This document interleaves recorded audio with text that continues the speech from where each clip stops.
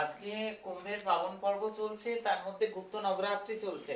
আর গুপ্তের নবরাত্রিতে বিশেষভাবে ভৈরবজির কাছে যেটা অভিমন্ত্রিত হচ্ছে, যা কিছু খাচ্ছে মুখে একটা টকটক ভাব, অল টাইম একটা ছোঁয়া ঢেকুর, ব্লটিং, পেটটা ফুলে যাচ্ছে, গ্যাস, অম্বল, অবসময় বুক জ্বালা, কিছু একটু মন করলো খেতে, সেটা খেলেও কিন্তু ছোঁয়া ঢেকুর দিচ্ছে। একেবারেই সবসময় গলা জ্বালা, বুক জ্বালা, গ্যাস, মারাত্মকভাবে গ্যাস একটা সাংঘাতিক সমস্যা।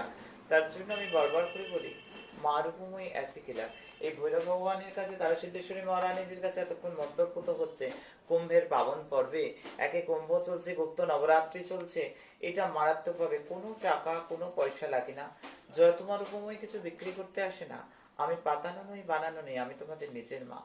বাজারের আয়োজনটুকু মানুষ এনে দিলে আমি যে বানিয়ে দিই গো, আমি যে নিজে বানিয়ে দিই। আমি কেন টাকা নেব? আমার কি দরকার? আমি ভাঙা আশ্রমে বেশ আনন্দে আছি। লোকের টাকায় আনন্দ করার আমার ইচ্ছে নেই। আর সব আমার বাচ্চাদের। বাচ্চাদের মুখের গ্রাস কেড়ে মা হাসতে পারে না।